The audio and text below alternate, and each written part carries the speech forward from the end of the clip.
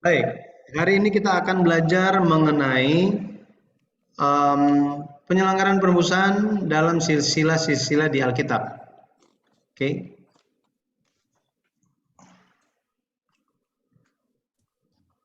penyelenggaraan penebusan, sejarah penebusan dalam silsilah-silsilah di Alkitab. Silsilah-silsilah di Alkitab. Kalau kita lihat mengenai silsilah, banyak orang kurang begitu tertarik tentang silsilah ini. Kenapa? Karena selain bacanya membuat ngantuk, orang-orang pun melihat bahwa apa tujuan, apa yang perlu saya sadari ketika membaca daftar nama dan tahun-tahun. Jika tidak ada, ya buat apa? Kan yang penting kita sadar sesuatu. Tapi kalau baca silsilah daftar nama di dalam Alkitab dan kita tidak menyadarinya, kita tidak mengenal kehendak Tuhan melalui silsilah tersebut, daftar nama tersebut, buat apa kita baca? Ada pemikiran-pemikiran seperti itu. Akan tetapi kalau kita lihat silsilah di dalam Alkitab memegang peran yang penting, memegang peran yang penting. Nanti kita akan lihat di dalam pelajaran hari ini tentang macam-macam macam-macam kata silsilah di dalam bahasa asli, dalam bahasa Ibrani, dalam bahasa Yunani. Dengan demikian kita akan melihat, oh ternyata ada tujuan Tuhan mencatat daftar nama itu.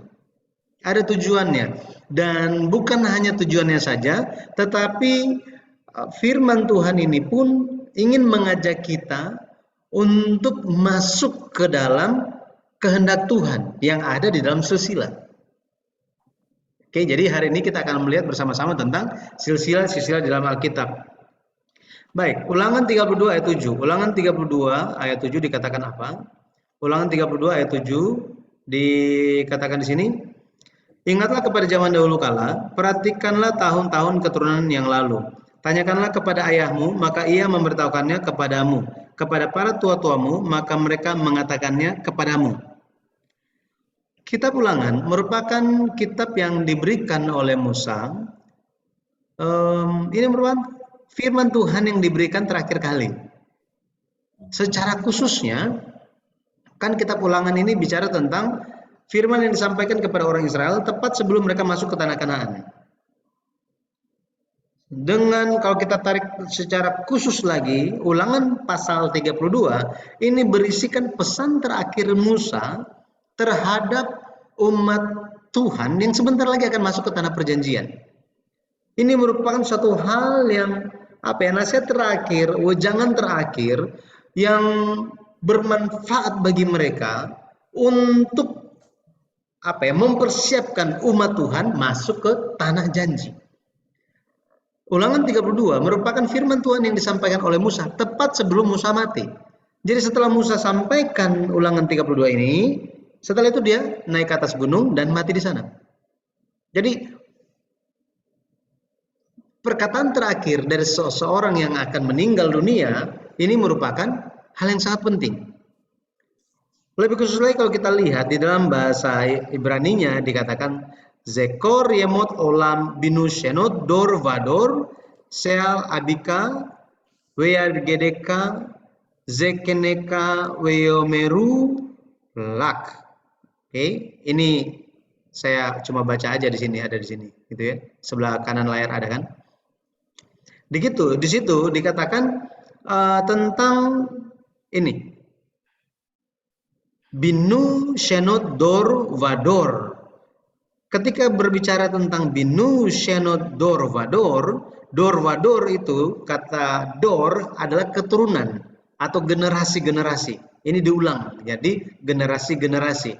Kemudian ada tahun-tahun, Shenot. Tahun-tahun. Nah, mengenai tahun-tahun dari keturunan demi keturunan, dikatakan harus apa? Binu. Akar katanya adalah bin, yang artinya apa? Ya, bin artinya untuk membedakan, untuk memperhatikan, untuk meneliti, untuk memahami, untuk mengajarkan sesuatu. Jadi tahun-tahun, mengenai tahun-tahun dari generasi-generasi, ketika kita memperhatikan hal-hal tersebut, dua hal ini, maka kita perlu menerima suatu pemahaman, suatu kesadaran, understanding, bisa merasakan, bisa dijelaskan. Tetapi bagaimana kita bisa memahami tentang tahun-tahun dari keturunan-keturunan? Maka tahun-tahun keturunan-keturunan ini di dalam istilah lainnya itu adalah silsilah. Keturunan demi keturunan, kemudian ada tahun-tahunnya. Itu sebabnya sangat penting untuk memahami silsilah. Ya, sangat penting untuk memahami silsilah. Mari kita lihat pentingnya silsilah. Bagian pertama kita akan lihat. Oke, di dalam bahasa asli, di bahasa Ibrani itu ada dua. Ya, silsilah itu ada dua, Yahas dan Toledot. Ada yang bilang Toledot, ada yang bilang Toldot. Oke. Dan dalam bahasa Yunani ada dua juga. Yang pertama itu adalah Genesis, yang kedua itu genealogia. Nah, kita akan lihat bersama-sama. Oke, Yahas. Yahas. Yahas di sini berbicara tentang daftar nama, tetapi secara umum. Ya, secara umum. Maksudnya secara umum ini apa? Secara umumnya itu hanya daftar nama saja atau daftar keluarga. Oke, daftar keluarga. Jadi misalnya disebutkan keluarga dari ini siapa aja, disebutkan satu persatu. Contoh misalnya, kita lihat ya. 1 Tawarik 4 ayat 33. 1 Tawarik 4 ayat 33. Ini banyak muncul di kitab Tawarik. 1 Tawarik 4 ayat 33. Kita lihat satu contoh ini. 1 Tawarik 4. Kita lihat ayat 33. Dikatakan di sini, juga segala desanya yang di sekitar perkampungan-perkampungan itu sampai ke Baal. Ini nama tempat ya. Itulah tempat-tempat kediaman mereka dan mereka mempunyai silsilahnya sendiri. Ini ada muncul silsilah. Coba kita lihat. Oke, kita lihat di sini 1 Tawarik 4 ayat 33. Kata yang digunakan pun itu adalah sama. Ya, itu pun sama. Sebentar nggak muncul dia. 1 Tawarik 4 ayatnya yang ke-33. Ini saya gunakan ini di sini biblehub.com ya, biblehub.com. Sini dikatakan ya. Sini ada gitu ya. This is their dwelling places and they maintain their genealogy. Ya, ini. Oke. Sini kata yang digunakan adalah Yahas. Ya, Yahas. Atau menunjuk kepada seseorang yang termasuk dalam suatu silsilah atau suatu kaum keluarga. Ini Yahas. Oke. Jadi bisa dilihat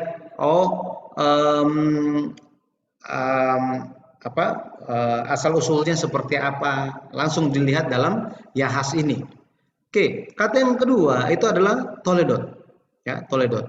Nanti contoh yang lainnya Ibu bisa lihat di 1 Tawarik 5 ayat 1, ayat 7, ayat 17, 1 Tawarik 7 ayat 5, ayat 7, ayat 40, kemudian 1 Tawarik 9 ayat 1, ayat 22. Oke, di sini Yahas. Sekali lagi Yahas. Ini menunjuk kepada seseorang yang termasuk ke dalam silsilah dari suatu kaum keluarga. Ini secara umum. Sekarang Toledot. Toledot bukan hanya secara umum saja ya, daftar nama, tetapi di dalam Toledot itu tercatat sejarah yang penting. Mencatat fakta sejarah yang penting. Contohnya Kejadian 5 ayat 1. Kejadian 5 ayat 1. Kalau kita lihat di Kejadian 5 Kejadian pasal 5 ayat yang pertama, di situ dikatakan Zeseper Toldot Adam. Di sini ada Toldot Adam. Ya. Jadi ini berbicara tentang silsilah Adam, ini Toledot, ya, Toledot. Berbicara tentang uh, daftar, ya, daftar keturunan Adam, silsilah Adam. Kalau kita perhatikan di Kejadian pasal 5, ya, coba kita lihat Kejadian pasal 5. Di sini mencatat bukan hanya daftar nama saja, tetapi ada peristiwa penting. Contohnya kalau kita lihat, ketika berbicara mengenai silsilah Adam, dibicarakan juga mengenai apa? Penciptaan, gitu ya, penciptaan. Kemudian apa? Kemudian dibicarakan juga misalnya tentang Henokh, gitu ya, tentang Henokh. Di ayat yang ke-22 dikatakan apa? Henokh hidup bergaul dengan Allah. Seterusnya kalau kita lihat tentang Lamek juga ada di sini. Setelah Lamek hidup, ayat 29 dikatakan memberi nama Nuh kepadanya, katanya anak ini akan memberi kepada kita penghiburan. Nah, maka Toledot di sini mencatat suatu sejarah penting untuk kita perhatikan. Untuk kita perhatikan. Oke, ini contohnya. Dan di dalam kitab Kejadian, kita bisa bayangkan ada 50 pasal, gitu ya. Ada 50 pasal Kejadian, itu ada 50 pasal, dan di sini ada juga apa? Kalau kita lihat di dalam 50 pasal itu terdapat 10 Toledot. Terdapat 10 Toledot. Ini gimana ini? Oke, ada 10 Toledot di situ. 10 Toledot atau 10 silsilah. Sehingga ahli-ahli teologi, mereka menyatakan bahwa kitab Kejadian itu disusun oleh silsilah. Nah, ini ada di sini. Kejadian 2 ayat 4, Kejadian 5 ayat 1, Kejadian 10 ayat 1, Kejadian 10 ayat 32, 11 ayat 10, Kejadian 11 ayat 27, pasal 25 ayat 12, pasal 25 ayat 19, pasal 36 ayat 1, juga pasal 37 ayat 2. Nah, Toledot di sini berbicara mengenai suatu aliran sejarah yang diwakili oleh tokoh. Ini diwakili oleh tokoh, makanya ditulis itu nama. Sehingga ketika kita mempelajari nama tokoh-tokoh di dalam silsilah ini, kita bisa memahami seperti apa situasi, keadaan, bahkan kehendak Tuhan di zaman mereka hidup. Inilah Toledot, gitu ya. Nah, itu Toledot dan Yahas. Kita sudah tahu bedanya, gitu ya. Toledot dan Yahas. Jadi Yahas itu secara umum, Toledot itu secara khusus ada tambahan fakta sejarah dicatat di situ. Oke. Nah, dalam bahasa Yunani itu ada dua. Yang pertama itu Genesis. Kalau kita lihat di Matius, di Matius 1, di Matius pasal 1 kita bisa menemukan di situ Genesis, ya, ada Genesis. Kalau kita baca Matius 1 ayat 1 dikatakan inilah silsilah Yesus Kristus, anak Daud, anak Abraham. Oke. Di dalam bahasa Yunaninya, kalau kita lihat itu lebih spesifik sebenarnya, bukan hanya silsilah Yesus Kristus, akan tetapi dikatakan begini, Biblos Genesis Yesus Kristo huiu David huiu Abram. Nah, Biblos Genesis artinya apa? The book of the genealogy. Jadi buku silsilah Yesus Kristus itu sama seperti Seper Toledot Adam. Ada kata sebelum Toledot ada kata Seper. Seper artinya buku, jadi buku silsilah Adam. Tetapi banyak orang yang tidak memperhatikan mengenai hal ini. Ya, makanya beberapa terjemahan, contoh terjemahan Indonesia, mereka melihat ini kan hanya Ini bukan salah gitu ya, tetapi cara memandang penerjemah Indonesia terhadap teks asli.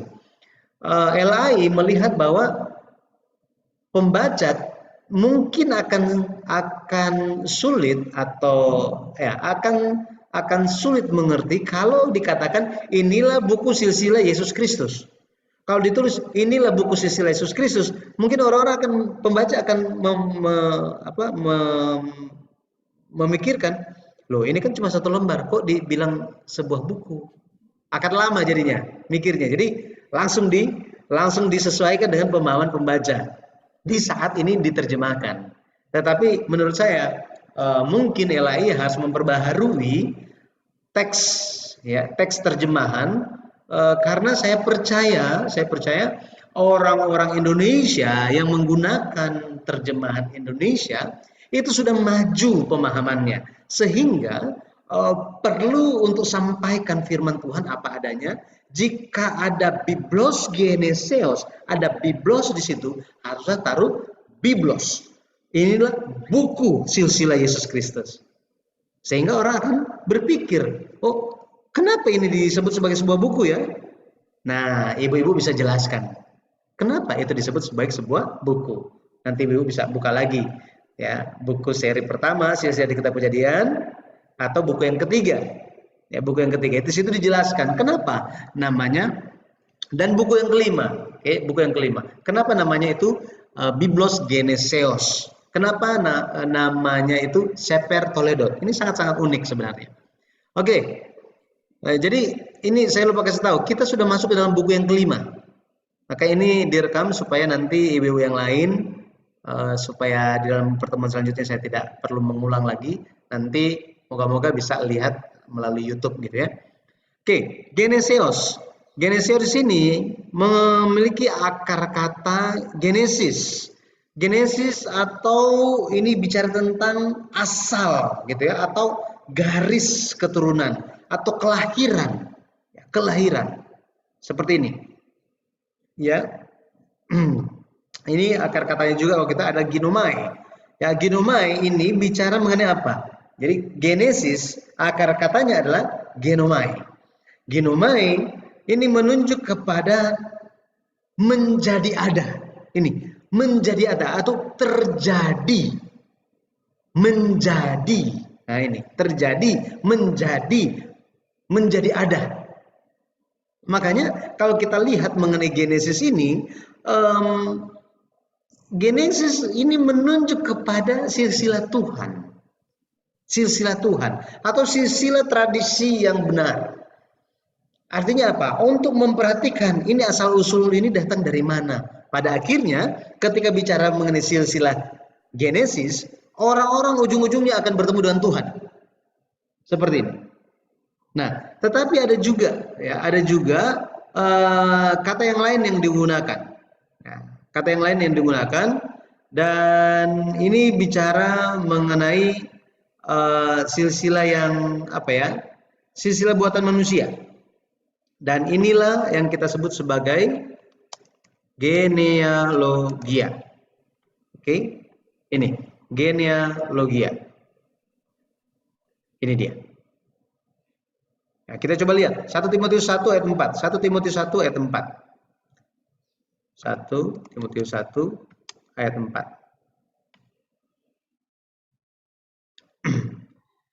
Nah, di sini 1 Timotius 1 ayat 4 di sini dikatakan dalam bahasa Yunani, mede prosekein mitois kai genealogiais. Ini genealogiais. Kalau kita lihat kata ini dari akar kata genealogia. Genealogia ini menunjuk kepada apa? Genealogia menunjuk kepada suatu daftar nama yang dibuat. Ini, yang dibuat. Ya. Artinya apa? Artinya itu ada perkataan manusia yang membuat dan menyusunnya. Dan kebanyakan genealogia ini digunakan untuk digunakan untuk membanggakan kaum keluarga. Membanggakan kaum keluarga. Jadi kalau misalnya mereka itu contohnya mereka sudah memiliki generasi yang sudah sangat lama gitu kan, sangat senior gitu. Kayak yang pertama-pertama ada di dunia gitu. Jadi, oh kami itu, ya, jadi seperti ini.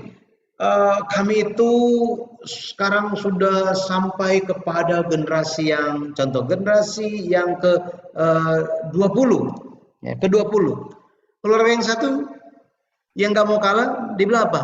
Oh, cuma 20. Saya ini generasi yang ke 21. Tiba-tiba yang satu juga bilang bagaimana? Yang satu juga bilang begini. Oh, sorry saya salah cek. Ternyata saya sudah generasi yang ke-25. Jadi ini dipertentangkan satu sama yang lain. Makanya Rasul Paulus mengatakan apa mengenai hal ini? Kita lihat Matius, kita lihat terjemahan Indonesianya ya. 1 Timotius 1 ayat yang keempat dikatakan, ataupun sibuk dengan dongeng dan silsilah yang tiada putus-putusnya. Ini yang hanya menghasilkan persoalan belaka dan bukan tertib hidup keselamatan yang diberikan Allah dalam iman. Maka di sini kita bisa melihat silsilah yang tiada putus-putusnya.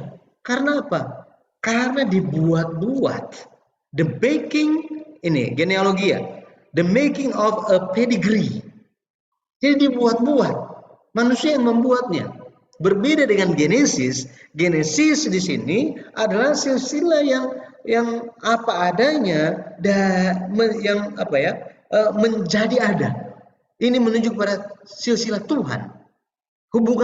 Ada hubungannya dengan Tuhan. Tetapi ini dari silsilah yang sudah ada ditambahkan. Ini ditambahkan dengan tujuan untuk membanggakan. Makanya membawa persoalan katanya. Makanya Rasul Paulus bilang, jangan pusingin tentang hal-hal yang seperti itu. Pentingin aja mengenai apa? Mengenai di sini dikatakan tertib hidup keselamatan. Tertib hidup keselamatan di sini di dalam bahasa Yunaninya adalah ini adalah bahasa Yunaninya ini adalah penyelenggaraan. Ya, penyelenggaraan. Ya, tiba-tiba saya lupa ininya. Penyelenggaraan. Oke. Penyelenggaraan. Oikonomia ini. Oikonomia. Ya, ini di sini ada. Oke. Haitenes exetesis parekosin malon oikonomian. Ini oikonomian. Ya, oikonomia. Jadi bukannya memperhatikan bagaimana pekerjaan Tuhan, bagaimana manajemen Tuhan untuk keselamatan manusia. Manusia cuma sibuk apa? Orang Yahudi zaman itu sibuk dengan silsilah katanya. Silsilah yang mereka buat-buat. Oke, seperti ini. Jadi ada 4 macam silsilah dalam bahasa asli. Itu adalah Yahas, Toledot, ini dalam bahasa Ibrani. Kemudian dalam bahasa Yunani ada Genesis dan genealogia. Ya, referensi yang lainnya Titus 3 ayat 9 ini sama, genealogia. Nah, mari kita lihat apa hubungan silsilah dan sejarah penebusan. Sejarah penebusan kalau kita lihat ini berbicara tentang rencana Allah, ya, rencana Allah mengelola alam semesta untuk pekerjaan penebusan. Untuk pekerjaan penebusan. Kalau kita lihat dengan detail apa? Bagaimana Allah merencanakan mengatur segala sesuatu untuk mengutus Yesus Kristus dan melakukan pekerjaan penebusan. Sekarang apa hubungannya silsilah dan sejarah penebusan? Nah, silsilah itu merupakan ringkasan yang paling padat dari sejarah penebusan. Kalau kita bicara tentang sejarah penebusan, Alkitab merupakan sejarah penebusan. Dimulai dari Adam sampai Yesus, kemudian apa? Kehidupan para rasul dan ditutup dengan kitab Wahyu. Oke. Dan sejarah penebusan ini merupakan waktu yang sangat-sangat lama dan banyak kali semuanya itu dipadatkan, bentuk teringkas itu adalah silsilah. Contohnya Kejadian pasal 5 kalau kita lihat. Kejadian pasal 5 dari Adam sampai Nuh itu ada berapa tahun? Ada 1056 tahun, bayangkan. Panjang sekali kan? Akan tetapi sejarah 1056 tahun ini telah dipadatkan dalam bentuk silsilah Kejadian pasal 5. Kemudian Kejadian pasal 11. Kejadian pasal 11 ini bicara dari Nuh lahir sampai Abraham lahir. Ada 892 tahun di sini. 892 tahun. Oke. Dan semuanya sudah dirangkumkan, diringkaskan dalam silsilah Kejadian pasal 11. Nah, tadi kita baru lihat juga di Matius pasal 1 dari Abraham sampai Yesus itu ada 2162 tahun. Dan setelah dipadatkan ke dalam silsilah Matius pasal 1. Makanya Matius pasal 1 itu merupakan rangkuman dari sejarah Perjanjian Lama. Sangat penting kan? Sangat penting. Maka dari Adam sampai kepada Yesus Kristus, sejarah yang panjang 4110 tahun sudah dipadatkan dalam bentuk silsilah. 3 silsilah ini. 3 silsilah, Kejadian pasal 5, Kejadian pasal 11, dan Matius pasal 1. Nah, kalau kita memperhatikan silsilah itu merupakan wahyu progresif. Wahyu progresif artinya apa? Artinya kalau kita lihat semakin generasi itu mengalir, ya, misalnya dari Adam sampai kepada Nuh, aliran atau rencana Tuhan untuk pekerjaan penebusan itu makin nyata, betul ya? Dari Nuh terus mengalir sampai kepada Adam, makin nyata, lebih nyata lagi dibanding yang pertama, makin jelas dan makin jelas. Kalau kita lihat terus mengalir sampai kepada Daud, makin jelas lagi. Sampai akhirnya Yesus Kristus datang, jelas semuanya. Contoh kalau kalau ada yang pernah pergi ke Bandung, tahu mengenai hal ini. Nah, tol Purbalenyi dari tol yang terakhir, dari perhentian rest area yang terakhir, kita mulai turun. Pas turun kita akan lihat itu ada kayak mau bilang gunung, bukan, bukit mungkin gitu ya, tapi agak tinggi, agak jauh itu kurang begitu jelas. Tetapi makin dekat makin jelas, betul ya? Sama seperti itu, ketika silsilah itu mengalir menuju kepada Yesus, kan tujuannya Yesus kan? Ingat, ketika kita bicara mengenai silsilah, kita tidak boleh keluar dari tujuan rencana Tuhan. Itu adalah Kejadian 3 ayat 15. Kejadian 3 ayat 15 ini bicara mengenai siapa? Keturunan perempuan. Keturunan perempuan di sini yang dimaksud itu adalah siapa? Mesias atau Yesus Kristus. Ya, Yesus Kristus. Dan ini merupakan suatu hal yang sangat-sangat penting. Kenapa? Karena Tuhan sudah kasih tahu tujuannya. Setelah kasih tahu tujuannya, baru apa? Baru silsilah itu mulai jalan. Pergi kemana? Oh, pergi ke Nuh. Dari banyak anak, dari 3 anak Nuh akan lewat siapa? Oh, lewat Sem. Terus lewat Abraham. Kemudian lewat Abraham ada banyak anak. Lewat siapa? Lewat Ishak. Terus sampai kepada Daud. Daud ada banyak anak. Lewat siapa? Lewat Salomo. Dan terus berlanjut sampai nyata sejarah penebusan itu siapa? Yesus. Inilah wahyu progresif. Makanya kenapa kita belajar Alkitab? Buat apa? Supaya wahyu Tuhan itu semakin jelas bagi kita. Semakin jelas, makin mengerti dan makin mengerti. Kadang-kadang kita berjalan, ya, dunia kekristenan ini berjalan, memang lagi siang hari atau ya semuanya ya keadaan seperti biasa apa adanya. Akan tapi tanpa disadari, itu kita hanya berjalan apa adanya tanpa memperhatikan waktu. Betul ya? Tanpa memperhatikan waktu. Tiba-tiba apa? Ini kan masih Januari ya. Ya sedikit-sedikit masih lihat pohon Natal, kecuali pohon Natalnya nggak pernah dibongkar. Atau lihat kue Natalnya udah mau habis, gitu ya. Waduh, udah ditoples udah habis gitu kan. Natal sudah berlalu. Tidak terasa udah mau bulan Desember lagi. Aduh, udah Desember ya. Aduh, harus siap-siap. Nah, kita pun jangan seperti itu. Kita harus memperhatikan waktu Tuhan. Waktu Tuhan. Dan kita bisa mengenalnya lewat apa?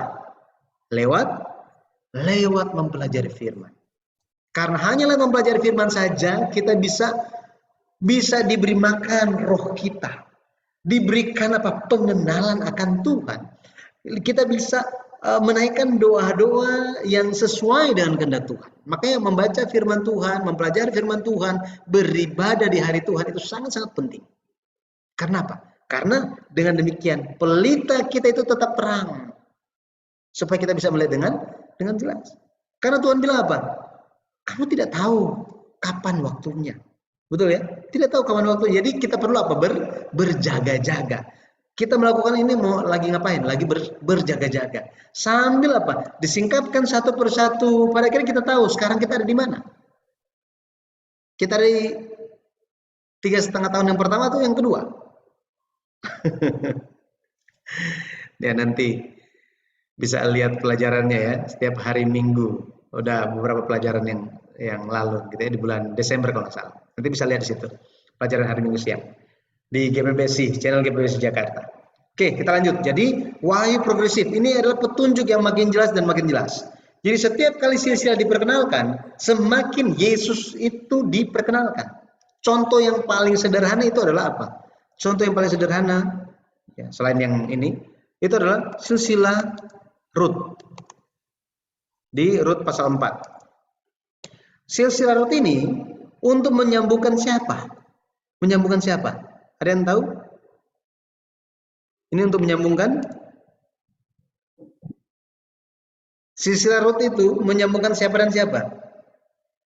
Untuk memperkenalkan identitasnya siapa? Ada yang tahu? Boas. Rut dan Boas. Boas. Boas. Dia mau nyambungin siapa dan siapa? Silsilah Rut mau sambungin generasi siapa dan generasi siapa? Ada dua tokoh, ayo. Mau sambungin siapa dan siapa? Rahab, Salmon, bapaknya Boas itu bukan Pak? Ke Abraham. Ayo, kita udah pernah belajar mengenai hal ini. Kita lihat gitu ya. Kita lihat. Atasnya itu kan Boas, itu siapa? Salmon kan sama Rahab itu bukan ya? Ya mereka. Tetapi pertanyaan saya, mereka dia mau menyambungin siapa? Yesus. Yesus sudah ditulis di situ? Belum. Oh belum, ya terakhirnya. Oh nyambungin ya berarti dari siapa? Menyambungin siapa? Yehuda itu Pak. Keturunannya Yehuda. Yehuda dan siapa? Keturunannya Yehuda. Sampai akhirnya akhirnya ketemu Kristus yang lahir. Loh, Jadi, jauh sekali. Jauhan ya. Berarti yang deketan habis itu Mau sambungin siapa? Daud. Ya. Peres ini tahu siapa Peres? anaknya. Anaknya siapa? Anaknya Yehuda itu. Yehuda. Gitu ya.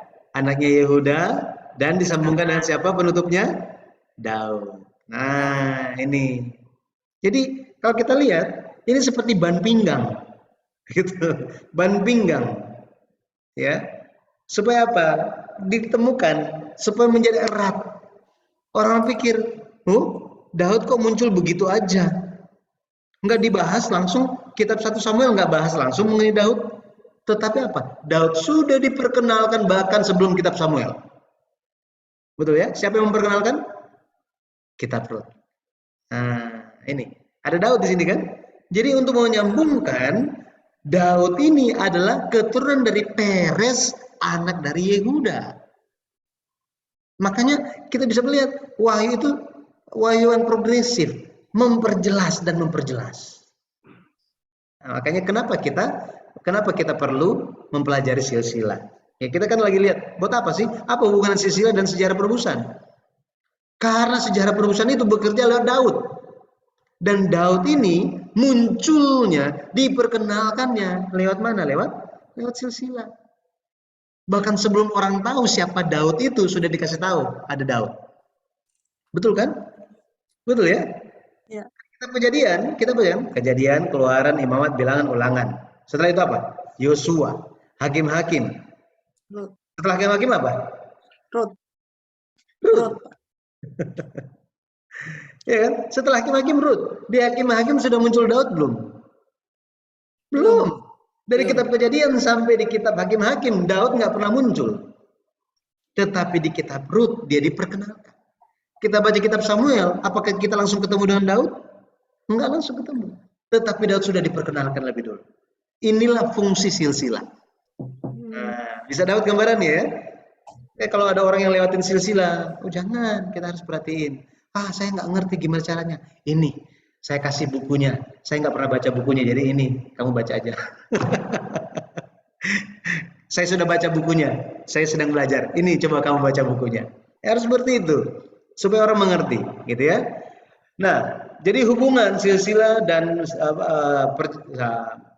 sejarah penebusan, yang pertama itu menunjukkan apa? Wahyu progresifnya kan, ya, ringkasan terpadat, kemudian menunjukkan wahyu progresif.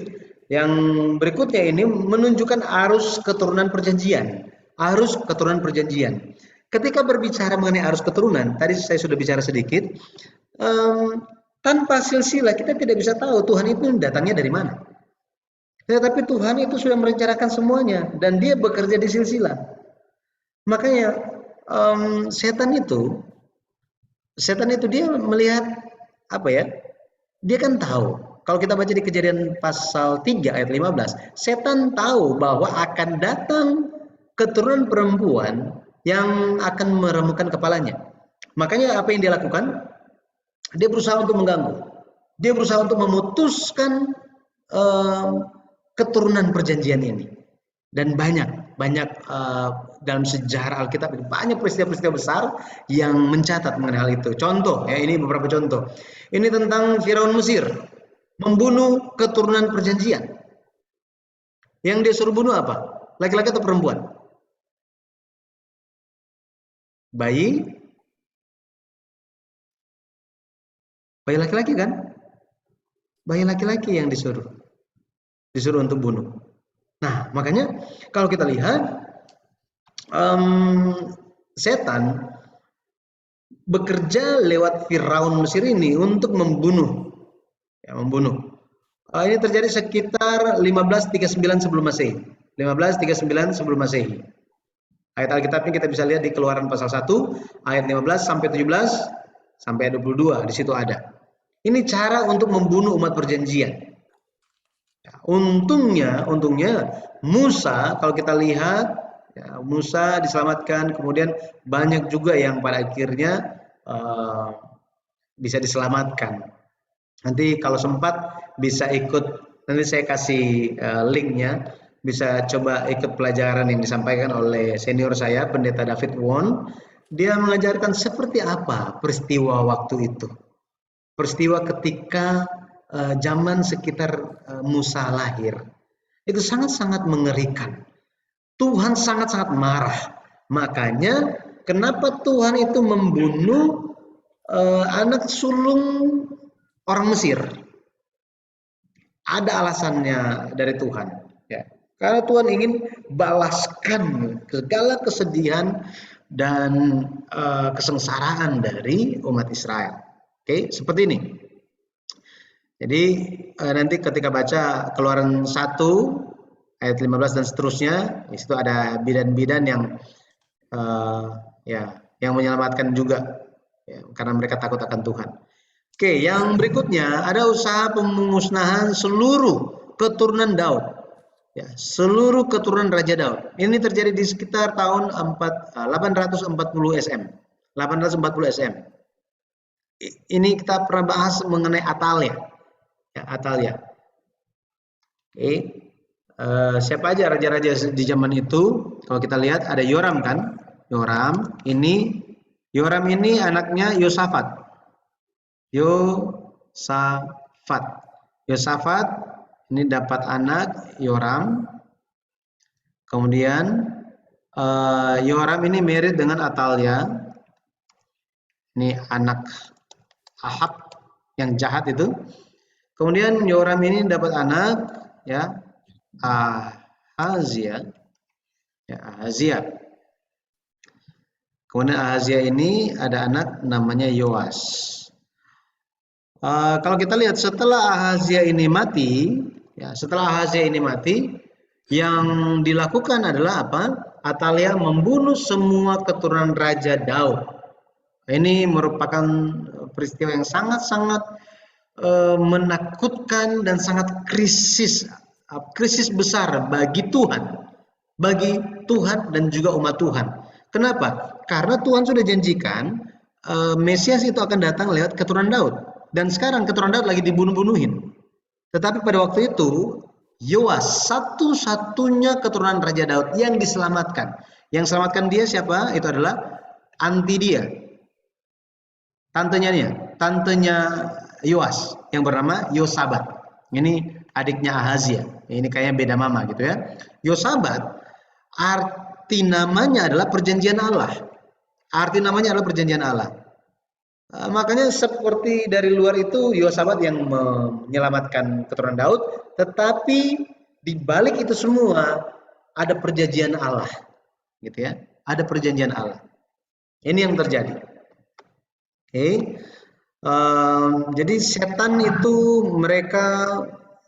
sangat gencar, sangat giat untuk memutuskan jalan kedatangan Yesus, tetapi seperti apapun kekuatannya, dia tidak akan bisa menang lewat Tuhan. Ya. Kenapa? Karena Tuhan sudah janji. Nah, Tuhan sudah janji. Makanya yang perlu dilakukan apa bagi kita? Yang kita perlu lakukan adalah kita menjalankan perjanjian Allah. Menjalankan perjanjian Allah. Karena apa? Tuhan itu dia akan pegang janjinya. Tinggal kitanya bagaimana. Kemudian yang ketiga kita lihat di zamannya Esther. Ini di tahun 474 ada usaha Haman untuk melenyapkan orang Yahudi. Haman. Ini ada juga pelajaran menarik, nanti saya kasih pelajaran yang menariknya. Ini kalau nggak salah cuma 3 seri. Bagus sekali, bagus sekali. Jadi ketika kita baca kitab Esther, asik sekali. Kita bisa tahu kenapa semua hal itu terjadi. Ya, bahkan di dalam kitab Esther ini satu-satunya kitab yang nggak ada tulis kata Allah di situ, nggak ada, kata Tuhan nggak ada di situ. Apa maksudnya? Kata Tuhan berfirman tidak ada di situ. Tuhan berfirman nggak ada di situ. Ya, tetapi kitab ini dimasukkan ada suatu hal yang sangat besar, peristiwa yang luar biasa besar yang berhubungan dengan pekerjaan penebusan. Ya, pekerjaan penebusan. Ya, kita tahu ceritanya bahwa usaha Haman ini gagal. Pada akhirnya Haman dan anak-anaknya, keluarganya, mereka semua mati, sedangkan umat Yahudi itu diselamatkan. Oke? Baik. Sebagai penutup, kalau kita lihat silsilah ini menyatakan jalan kedatangan Yesus. Sekali lagi, silsilah menyatakan jalan kedatangan Yesus. Galatia 3 ayat 16 dikatakan bahwa, kita lihat dulu. Galatia 3 ayat yang ke-16.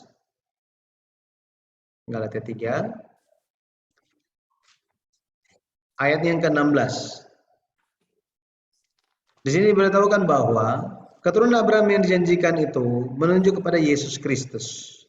Ayat yang ke-16 dikatakan, adapun kepada Abraham diucapkan segala janji itu dan kepada keturunannya. Tidak dikatakan kepada keturunan-keturunannya, seolah-olah dimaksud banyak orang, tetapi hanya satu orang, dan kepada keturunanmu, yaitu Kristus. Di sini kalau kita lihat, Tuhan janjikan satu benih, dan benih itu adalah Yesus Kristus. Matius 1 ayat 1 dikatakan Yesus Kristus datang sebagai anak Daud, anak Abraham. Anak, benih dalam terjemahan yang lain ini, benih. Oke. Maka Yesus itu akan datang dari keluarga mana? Itu sudah dinyatakan. Lewat mana dinyatakannya? Lewat silsilah. Artinya, ketika kita memahami silsilah, kita bisa memahami tentang kedatangan Yesus. Kita bisa memahami tentang apa kedatangan Yesus. Lebih lagi, ketika kita terus meneliti, mempelajari silsilah, bahkan kita bisa tahu seperti apa kedatangan Yesus kembali. Seperti apa kedatangan Yesus kembali. Nah, jadi kesimpulannya, inti dari silsilah itu adalah Yesus Kristus. Dia adalah main karakternya, dia adalah tokoh utama, tokoh inti. Banyak orang hanya ingin, misalnya gitu ya, ada novel. Dulu saya pencinta novel. Ibu-ibu saya nggak tahu, mungkin suka gitu ya, atau mungkin suka film. Ada nggak kita yang nonton film, langsung kita baca di bagian endingnya? Atau kita nonton, kita skip langsung nonton bagian 10 menit terakhir? Ada. Ada yang begitu? Ada, saya. Ada. Setelah itu menonton lagi nggak bagian dari awalnya? Ngacak, Pak. Acak. Begitu Tapi diacak. masih kembali ya? Ya. Masih kembali. Nah, tentang buku, novel, atau ya setidaknya apa, orang masih kembali lihat gitu ya, atau mayoritas akan lihat dari awal sampai bisa mengerti, oh ujungnya seperti itu kenapa, gitu ya. Ada juga yang ya run through gitu ya bacanya, seperti itu. Akan tetapi tentang silsilah Matius pasal 1, orang cuma mau tentang Yesusnya aja, tetapi tidak mau mengenal sebelum Yesus itu siapa. Mereka tahu papanya Yesus siapa, kakeknya Yesus nggak peduli, siapa dia nggak usah tahu. Seperti itu. Nah, ketika ini diterapkan kepada keluarga kita, wah itu sangat berbahaya. Betul ya? Setidaknya meskipun kita nggak pernah ketemu, ya kita tahu lah kakek kita siapa gitu ya. Seperti apa dia, bagaimana sedikit cerita tentang dia. Nah, lebih lagi ini tentang sejarah Tuhan, tentang silsilah Yesus Kristus kita. Nah, makanya kita perlu memahami tokoh-tokoh tersebut. Dengan demikian kita bisa mengerti bahwa Yesus Kristus Yesus Kristus itu merupakan keseluruhan gambar dari puzzle. Ibu-ibu tahu puzzle ya?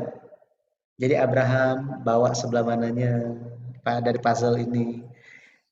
Daud, Abraham, Ishak, Yakub, Yehuda, Peres, Hezron, Ram, Aminadab, Nason, Salmon, Boaz, Obed, Isai, Daud, Salomo, Rehabeam, Abia, Asa, Yosafat, Yoram, Uzia, Yotam, Ahaz, Hizkia, Manasya, Amon, Yosya, Yekonya, Sealtiel, Zerubabel, Abihud, Eliakim, Azor, Zadok, Akim, Eliud, Eleazar, Matan, Yakub, Yusuf, Yesus. Ini Matius pasal 1. Semua merupakan puzzle yang terpisah. Tetapi masing-masing mereka itu membawa masing-masing mereka. Dan ketika itu disusun semuanya, kita bisa melihat apa? Gambaran yang jelas tentang Yesus. Betul ya? Contoh yang lain. Ketika di sini ada gitu ya, yang sudah anaknya yang sudah menikah gitu ya. Atau ya kita juga yang menikah, kan istilahnya menikah itu bukan cuma menikah kita dengan sang suami kan, bukan cuma pasangan aja kan, tetapi ketika kita menikah kita juga membawa keluarga kita. Bener nggak ya? Atau sudah nggak mau tahu mengenai keluarga? Nah, itu bahaya ya. Mau nggak mau keluarga itu terbawa dalam pernikahan, seperti itu ya. Nah sehingga perlu mengenal seperti apa latar belakang. Nah, sama seperti itu, ketika kita mengenal Yesus, kita perlu mengenal latar belakangnya. Latar belakang Yesus itu bagaimana? Hanya sampai di Bethlehem saja? Enggak.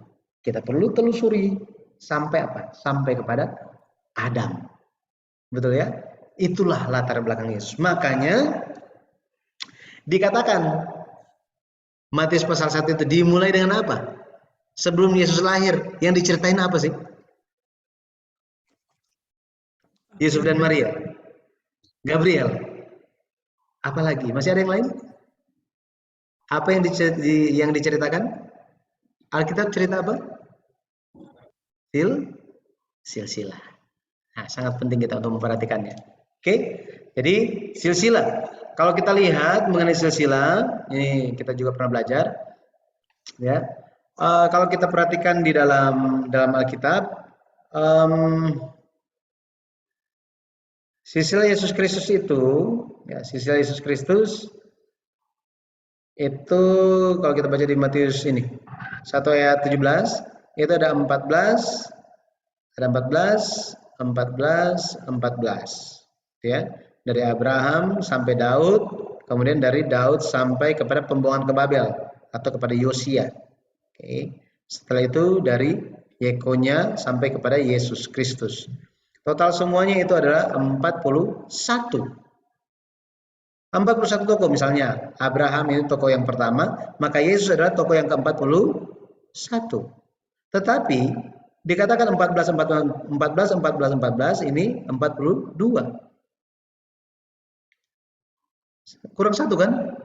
Sebenarnya kurang satu. Jadi Yesus Kristus adalah tokoh yang ke-41 sekaligus dia tokoh yang ke-42. Benar nggak? Kenapa bisa gitu, Pak? Gimana? Kenapa bisa gitu, Pak? Kok bisa begitu? Karena Alkitab bilangnya begitu. Kita kan nggak boleh keluar dari Alkitab. Jadi, ya maksudnya buktinya, penjelasannya maksudnya. nah, coba ya. Coba. Jadi, kalau kita lihat apa namanya?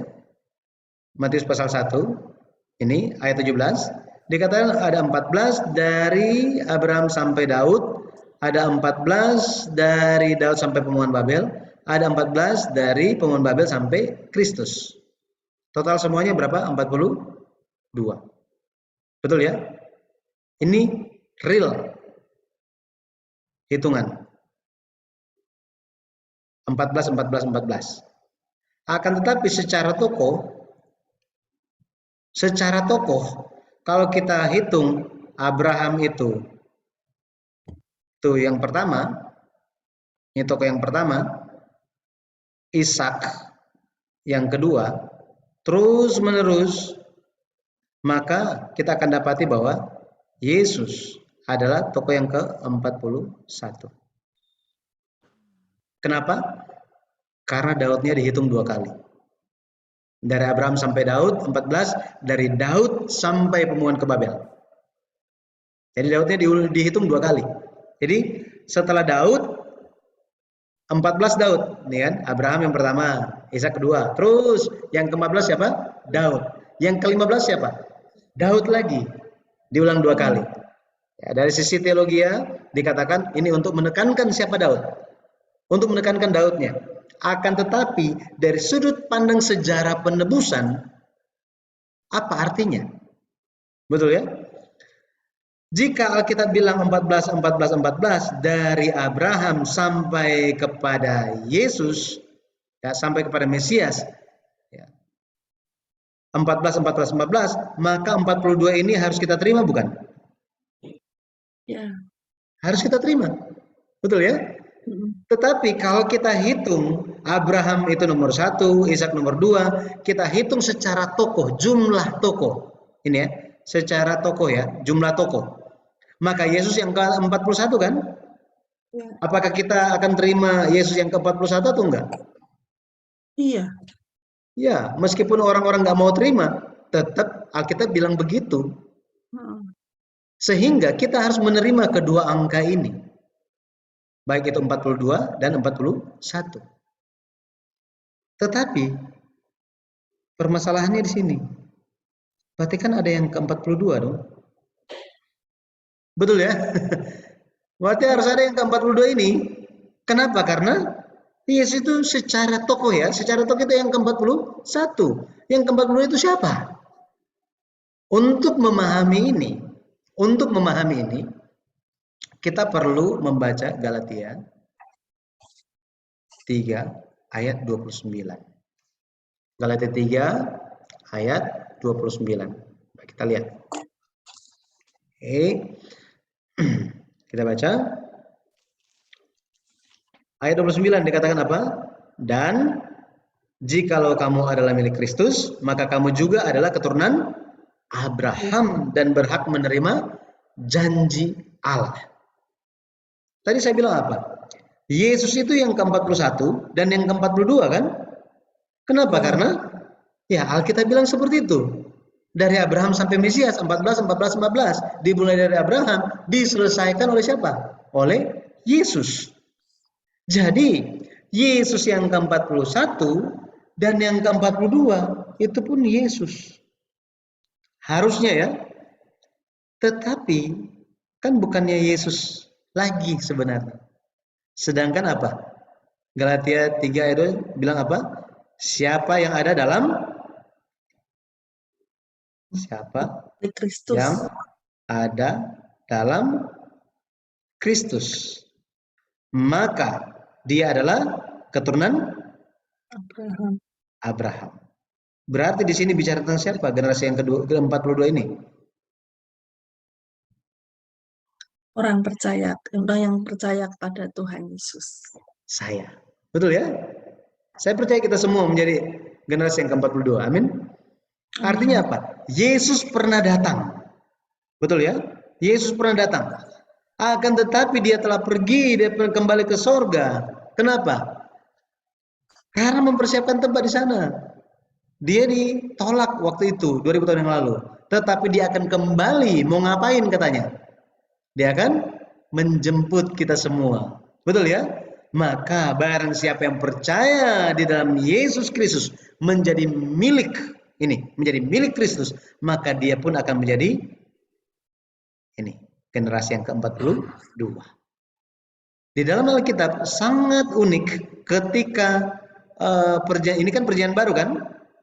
Di perjanjian lama bilangan 33 berbicara tentang 41 tempat perkemahan.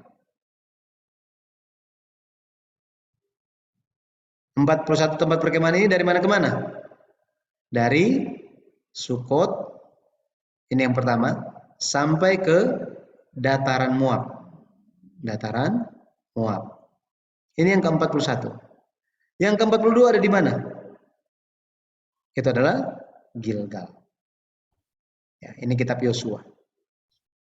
Udah di Gilgal. Gilgal ini ada di mana? Di tanah Kanaan.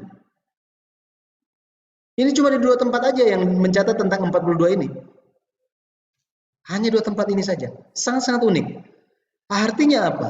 Artinya mereka yang akan masuk ke tempat perhentian terakhir, mereka yang akan masuk ke Gilgal, itulah mereka yang ada di dalam Kristus Yesus. Mereka yang menjadi milik Yesus. Mereka yang akan masuk ke dalam tanah Kanaan rohani. Di mana tanah Kanaan rohani? Di surga. Betul? Ini tujuan kita kan? Ya. Tetapi yang perlu kita sadari apa? Ini ayat terakhir kita lihat. Yohanes 1 ayat 14. Yohanes 1 ayat 14 dikatakan apa? Firman itu telah menjelma menjadi manusia dan diam di antara kita. Dan kita telah melihat kemuliaannya, yaitu kemuliaan yang diberikan kepadanya sebagai anak tunggal Bapa, penuh kasih karunia dan kebenaran. Firman telah menjalani manusia dan diam di antara kita. Kata diam di sini, kata diam dalam bahasa Yunani adalah skeno. Artinya berkemah. Berkemah. Artinya apa? Tuhan berkemah. Kalau kita lihat di perjanjian lama, orang Israel berkemah kan? Di Sukot mereka berkemah, terus menerus berkemah sampai mereka masuk ke dalam tanah Kanaan. Makna penebusannya atau arti sejarah penebusannya bagi kita, artinya apa? Artinya ketika Tuhan itu berdiam di dalam Abraham, di dalam Ishak, terus menerus pada akhirnya Yesus pun tampak. Jika kita ingin menjadi generasi yang ke-42, maka Yesus, Tuhan harus berdiam di dalam siapa? Kita. Di dalam kita. Inilah makna sejarah penebusan dari pentingnya silsilah di dalam kita. Saya berdoa dalam nama Tuhan Yesus Kristus, kita bisa memahami hal ini pada akhirnya. Silsilah dalam kita bukan sekedar silsilah, tetapi ini merupakan suatu hal yang bermakna bagi kita, memiliki hubungan yang erat bagi kita. Kenapa? Kita mau jadi yang ke-42. Amin. Amin. Ya, seperti itu. Saya berdoa dalam nama Tuhan Yesus Kristus, kita tersemangat untuk mempelajari seperti apa kehendak Tuhan yang mengalir di dalam sejarah penebusan. Amin. Baik, sampai di sini ada yang mau bertanya? Saya, Pak. Silakan. Jadi sebetulnya kalau kita itu ketemu dengan kata silsilah itu sebetulnya berkaitan dengan Tuhan Yesus ya Pak ya. Tapi kita dalam sehari-hari kita sering menggunakan silsilah gitu aja. Misalnya silsilah raja siapa, Raja Louis ke-14 lah gitu loh. Ternyata kalau dari penjelasan Pak Yudi itu harus berhubungan ya, pokoknya istilah silsilah itu hanya berhubungan dengan Yesus gitu ya Pak. Ya, kalau kita lihat semua silsilah di dalam Alkitab itu kita perlu lihat dan perhatikan. Kenapa? Karena silsilah itu akan memberikan kita informasi. Ini datang dari mana ini orang ini? Betul ya? Kenapa dia ada di situ? Oh, apa yang terjadi di zaman itu? Ya. Dari sisi yang lainnya, kita bisa lihat apa? Oh, kehendak Tuhan itu lagi di siapa sih sekarang? Lagi di Abraham. Semua orang harus lihat Abraham. Lagi di Daud. Semua orang harus lihat siapa? Harus lihat Daud. Tetapi memang sepertinya sejarah dunia itu lebih menarik dibandingkan sejarah Alkitab. Ya, masih banyak orang yang mau melihat seperti itu. Sehingga raja-raja dunia mungkin lebih menarik daripada raja-raja atau orang-orang dalam Alkitab. Nah, sisi yang lain mungkin penyebabnya adalah karena nggak kenal, nggak sayang. Makanya pendeta Abraham Park menjelaskan siapa orang itu, silsilah itu. Sehingga ketika kita baca, kita bisa mengenal siapa orang ini, seperti apa dia, kehendak Tuhan untuk dia apa sih, apakah dia lakukan atau tidak. Oh, baik, itu ternyata pelajarannya untuk saya. Seperti ini harusnya. Makanya buku sejarah perubahan itu sangat-sangat membantu dalam kita membaca Alkitab dan memahami Alkitab. Gitu Ibu. Makasih. Ada pertanyaan lainnya? Enggak, bukan pertanyaan, tapi makin dibukakan gitu Pak, bahwa silsilah sejarah penebusan itu penting banget gitu. Jadi kalau saya nggak belajar dari Bapak ini mengenai ini, itu rada-rada gerambiang gitu ya. Orang Jawa bilang apa ya, agak kabur gitu loh pemahamannya. Tapi dengan dibukakan ini makin jelas gitu bahwa silsilah itu penting banget, sehingga lebih mengerti, mengenal apa sih tujuan dari penebusan itu melalui kesaksian hidup lah istilahnya dari tokoh-tokoh kitab itu. Itu sih apa. Betul Ibu. Jadi Pendeta Abraham Park, penulis seri sejarah perebusan, di dalam buku yang pertama dia bilang ketika kita membaca Alkitab sambil melihat dari sudut pandang sejarah penebusan, mengenal bagaimana rencana Tuhan, kehendak Tuhan untuk mengutus Yesus Kristus dalam menebus umat manusia, maka dari kacamata yang seperti itu, kacamata Yesus, pekerjaan penebusan Yesus, kita baca kitab Kejadian, Imamat, kita akan nyambung semuanya ceritanya. Akan tersambung. Dan panoramanya akan lebih jelas, kita akan lihat.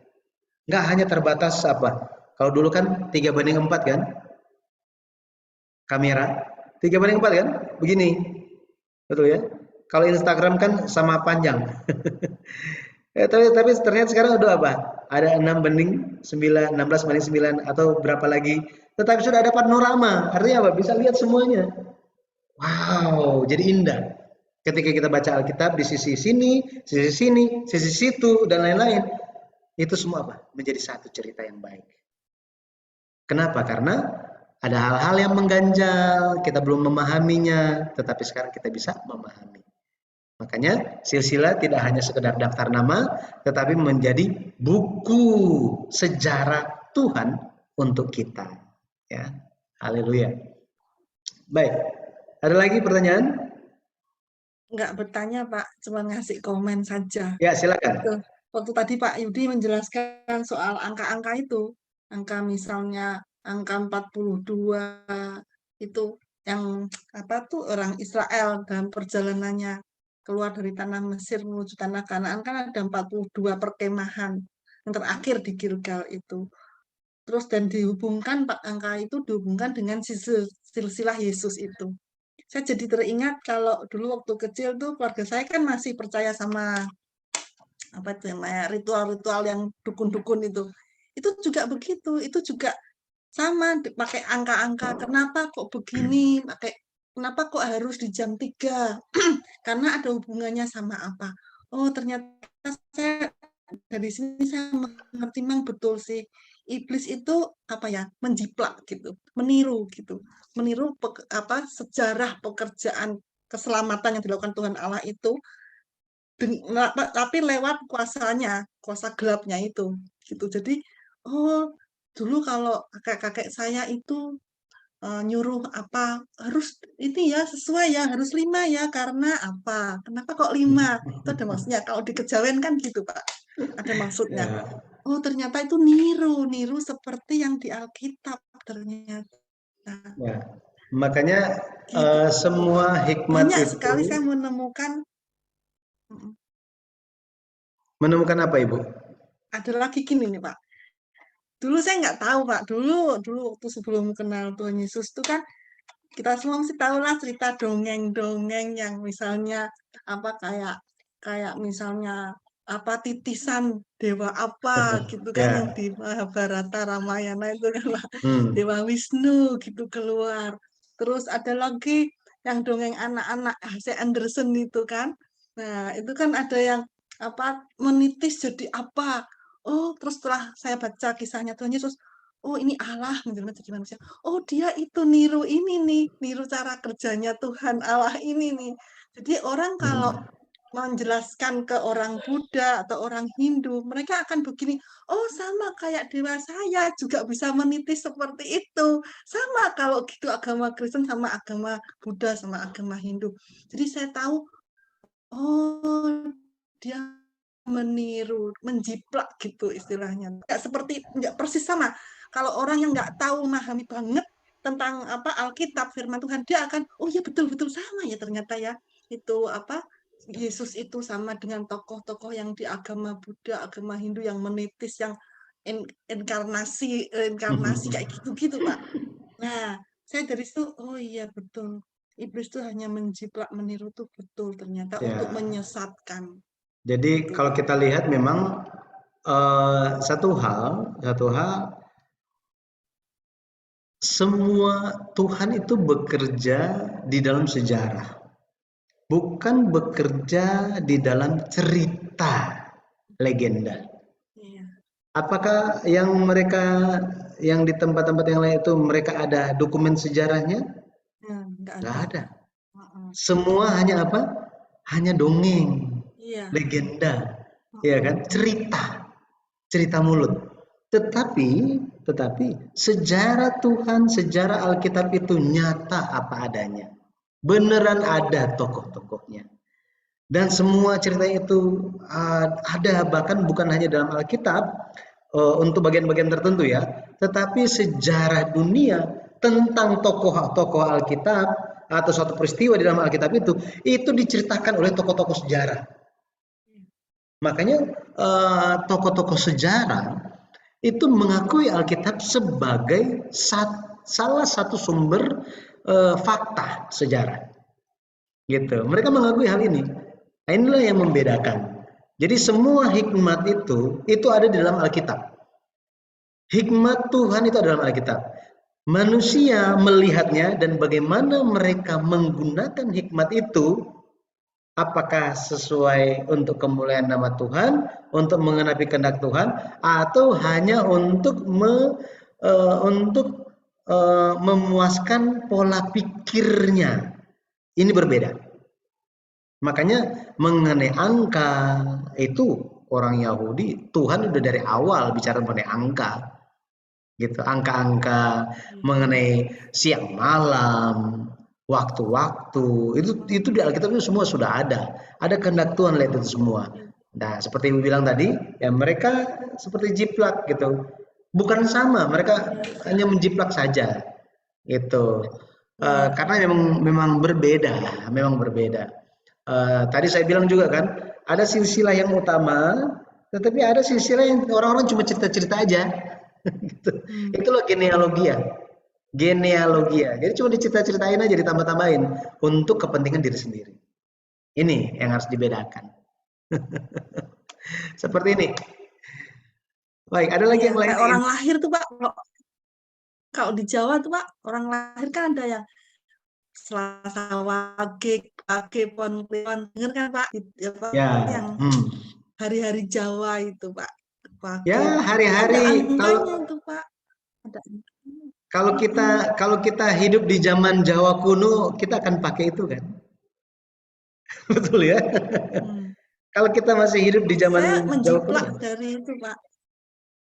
Iya, saya Ya, menjiplak itu. itu yang di Alkitab Tuh. itu, gitu. Hal-hal tersebut terjadi, gitu ya.